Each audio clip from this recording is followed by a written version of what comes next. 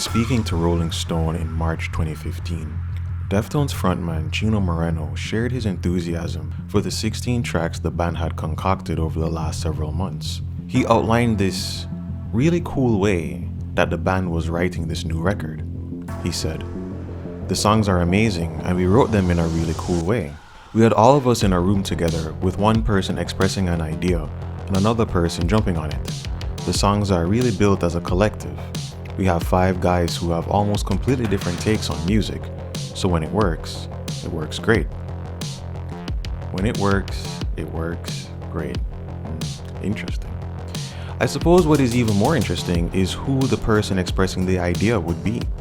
Last time I checked, there were 2 principal songwriters in Deftones, Chino and guitarist Steph Carpenter. But regardless of who put the first idea out there, my question is, why was this pitched as if this wasn't how Deftones always crafted their music? Why was it made to sound like something new, as if it wasn't business as usual? After some speculation that Deftones would begin writing their 8th studio album in 2015, fans rejoiced on hearing the news that the band would actually begin in 2014. This clarification came in February 2014 to be precise, and so fans were stoked that they had something to look forward to, with 2012's Koi no Yokan still getting spins from die-hard fans, and Moreno's side project, Crosses, releasing their long-anticipated debut album that same February. The band then posted some pictures from the studio in March to show that they meant business, and if that wasn't enough, Chino released Smile, a track from the mythical Eros album in April 2014 to commemorate late bassist Chi Cheng's life, reminding us all of what he meant to the fanbase. And if that wasn't enough, Deftones were among the headlining bands scheduled to play for the first ever Rock in Rio festival to be held on US soil. It was scheduled for mid-May 2015 in Las Vegas and would also feature Linkin Park and Metallica. And if your heart hadn't exploded out of your chest yet, in October 2014, Chino's other side project, Team Sleep, came the fuck out of nowhere to announce a once-in-a-lifetime opportunity to intimately observe the band at work. For the low price of $500, you could travel to the Catskills in Woodstock, New York, to eat, watch, and enjoy the band playing live, recording new material, and getting a treasure trove of unreleased tunes and video footage. The official recording for the Woodstock Sessions Volume 4 would be released on July 10, 2015. Suffice it to say, it was a damn good time to be a Deftones fan, which brings us back to March 2015, when Chino told Rolling Stone about the 60 new tracks the band had written for the still untitled album. However, I still didn't understand why he tried to sell the old tried and true writing process as if it was something that they'd never done before. Especially because there was someone who sat in on the writing process who, at first, didn't want to write a goddamn thing.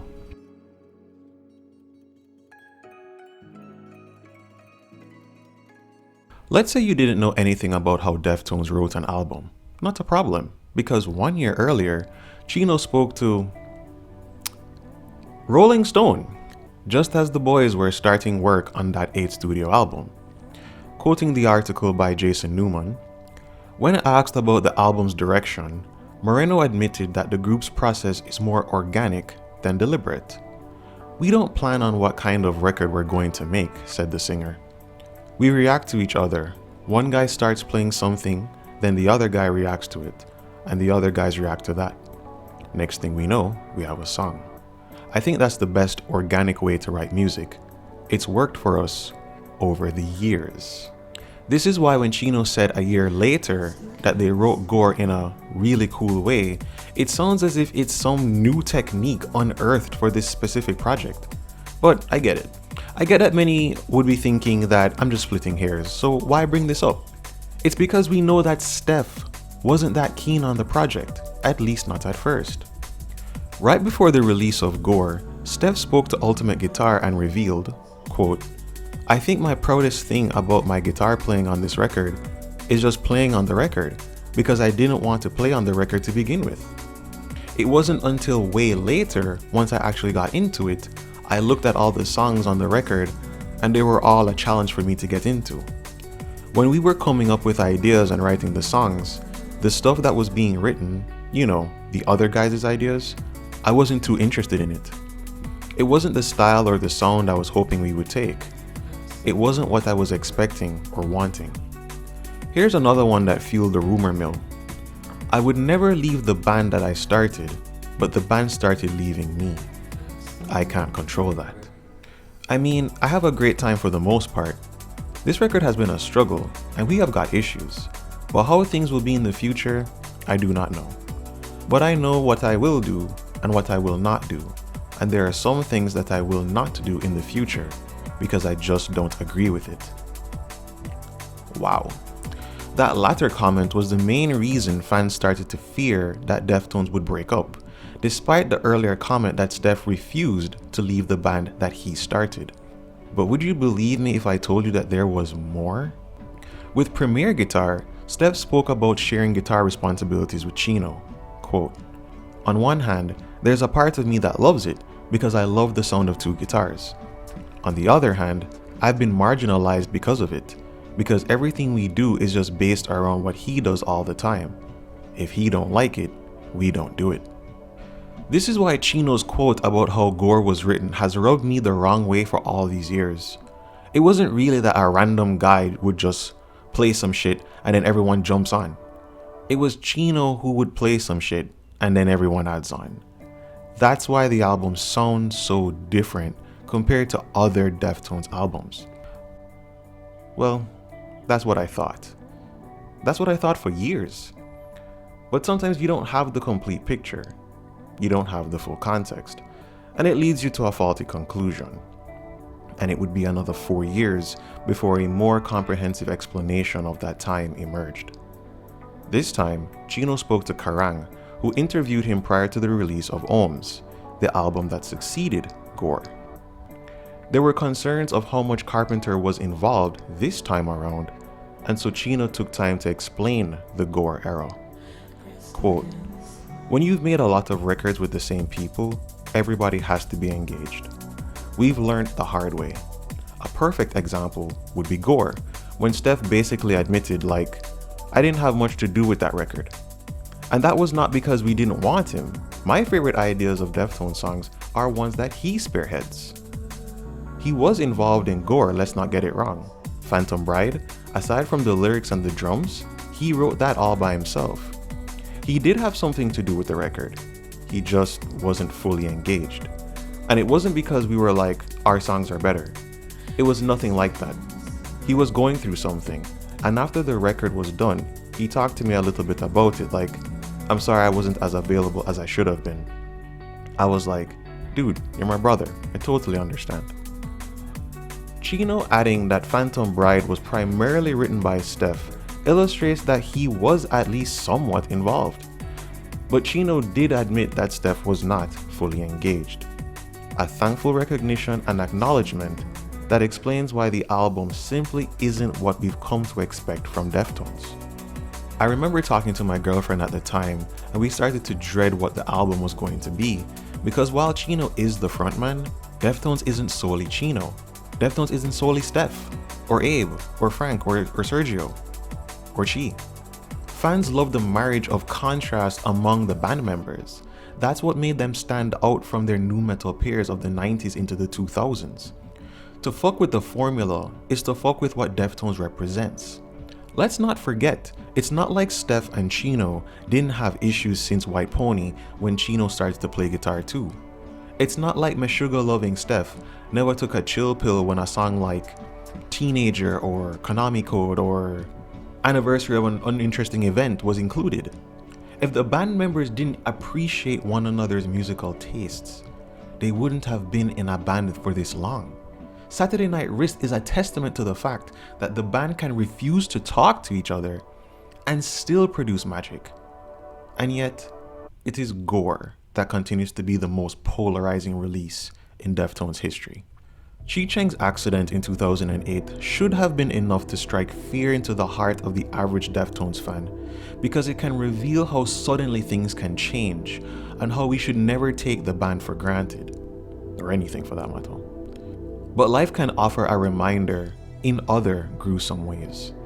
On Friday, November 13, 2015, at about 9:30 p.m., coordinated terrorist attacks in Paris left 130 people dead and over 350 injured. One of those attacks took place at the Bataclan Theatre. Deftones were scheduled to play at the Bataclan on Saturday, November 14, but some Tones members attended the Eagles of Death Metal show on the Friday. However, they stayed for a few of the opening songs and ended up leaving early. But what if they had chosen to stay for the entire set? That could have changed the history of Deftones forever and added another painful chapter to the band's history. A band's demise is relatively small compared to the hundreds of deaths and injuries. But if they were among the deaths and injuries, it's hard to consider how painful that would be. Nevertheless, for the first album to be released after Chi Cheng's death, not his injury, but his death, it was particularly disappointing. However, while it did have its low points, it certainly had its highlights. And in all honesty, I think the album is disappointing largely because of the excellent catalog that preceded it.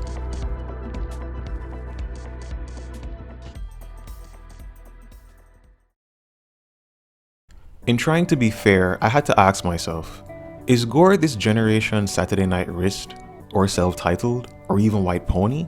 Because what many new fans probably don't know, and some older fans might have forgotten, is that the departure from the more aggressive sound into something more melodic and introspective was not initially welcomed by some fans. We take the dynamism for granted now, and perhaps Gore wasn't just occasionally plagued by half-hearted efforts from Steph, and perhaps overcompensation from Chino, but is also a deeper mellowing out of a band of men in their late 50s. Prayers Triangles is everything excellent about Deftones. While not as pulverizing of an opening track as, say, Hexagram or My Own Summer, it is one of, if not the most, spine-tingling opening tracks in the history of the band. In addition, we hear the genius of what two guitarists on a Deftones track can offer. The song is a triumph and a massive highlight of the project. Acid Hologram is a departure from the despondently blinding Prayers Triangles into a droning dungeon of bleak light and soaking wet romance. We even get a taste of unintelligible Chino a la labia from Around the Fur after the chorus. Will anyone reliably decipher what the fuck he's saying? Nope, and that's the fun. Playing this super loud makes it feel like the walls are closing in on you in a great way. True to form, Deftones makes a song that I didn't know I would need later on in life. Doomed User is the perfect breakup song for the pissed off, weather-wrought, soul-stabbed spirit who's just sick of the shit. The guitars in the verse are unique. It's not that they're not appropriate, it's just they're just unexpected. It's been 8 years and I'm still like, who the hell is this? Abe's cymbals at the back end stresses the urgency of getting the doomed user as far away as humanly possible. It had been a while since I had listened to Geometric Headdress, I will have to admit that, so I had to get reacquainted with the funky time signature in the verses. But the chorus is fucking honey, it's cash money. The verses were, yeah, like as I said, funky, I guess. And the parts that sounded like the intro were okay. But what could have been a more cohesive song turned into a Frankenstein of math rock, post-hardcore, and a forgotten ditty from the Diamond Eyes era that's still missing a proper outro. The song isn't exactly a sin, but my suspicions are up. Suddenly, my suspicions are kicked to the curb when Heart's Wires kicks in. A super sexy intro cues up a somewhat, and I can't believe I'm going to say this, but the intro cues up a somewhat lackluster verse. Okay, I get that you gotta chill out the pace a little bit, but honestly, I felt a little bit bored. The chorus is fine, the bridge is fine, and if I were to talk about the song super objectively, I'd say it's a depressing ballad, because that's the appeal. Okay, subjectively, I wish I liked it as much as everyone else, because it's not a bad track. The lyrics suggest feelings of forlorn, and so the pacing of the track makes sense. But unfortunately, my suspicions are back up. And then my body goes absolutely limp for Pittura Infamante, and not in a good way. Can my body go limp in a good way for it? I don't even know. For those who don't know, Pittura Infamante is an Italian term which means defaming portrait. I am trying my best to not mock the track as I did in my top 10 worst Deftones songs video, but what I will say is Chino is trying to sell this track, but I'm not buying it. The ending is saccharine and gross, and I am not deceived by Steph's solo work in the bridge to make it seem like he gives a shit. Honestly, this track is milquetoast at best, and it's a defaming portrait to Deftones' legacy. However, if you like the track, tell me what you're feeling. But if I don't get any comments, I know why. Honestly, I dare them to play this song live. Speaking of playing, who's playing guitar on Xenon? Are we sure it's Steph? If you tell me that it was him, I'm not buying that either, because that was one of the most uninspired intros. No, it is the most uninspired intro to a Deftones track ever. It's been years and I still can't take this shit seriously. There is no sincerity in this song. I viscerally feel like I'm being lied to, deceived, bamboozled, double-crossed, and duped. I'm fucking hornswoggled. But about what? I have no idea. Maybe it's the notion that this song was written by Deftones and not a Deftones cover band. Maybe Reprise Records had that AI shit back in 2016. I don't know. But I wish I had never heard this song in my life. My brain wants to convince me the chorus is decent after listening to it 3 times in a row, but my body knows better. Sanity is thankfully restored when Lemerle kicks in, but as gorgeous as the intro is, they could have done more with it. They should have done more with it. Nevertheless, it's a great track with a lot of great memories which unfortunately have been tainted over time, but it doesn't take away from the fact that the track is borderline perfection and really a masterpiece.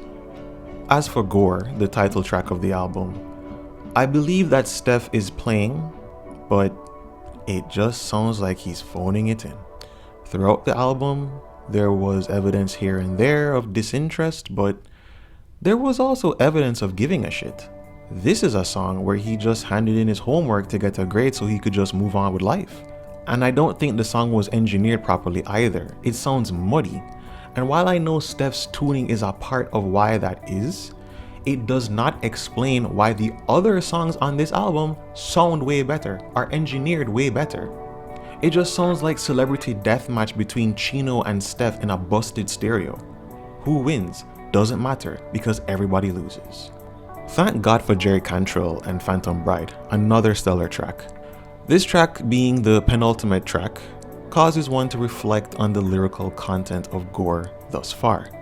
The album seems to be split into 2 mindsets. On the one hand, there is a rescuing of love and the rapture of being united with the beloved while still licking each other's wounds. But on the other hand, there is someone who is totally trapped. Someone who will never be saved because they are afraid to see the truth of who they are. And there's even a frustration with their refusal to see that their castle is burnt to the ground. Finally, the album closes on Rubicon, a solid track with a curious message. In the last stanza, Chino sings, "You cannot face the crowd all by yourself. Embrace the power we have. The record's ours to break, and the more we build, the crowd goes wild."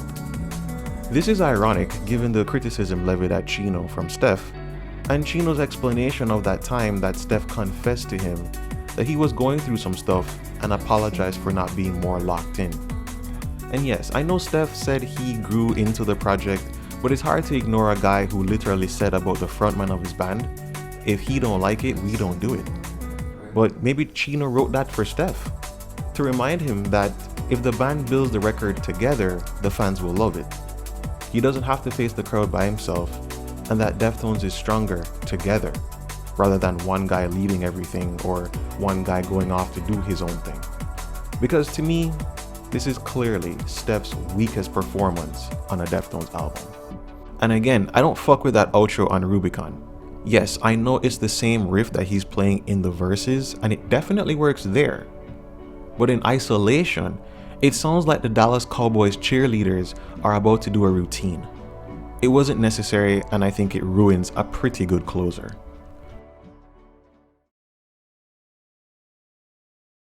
As I said earlier, a bad Deftones album is only bad because of the preceding work.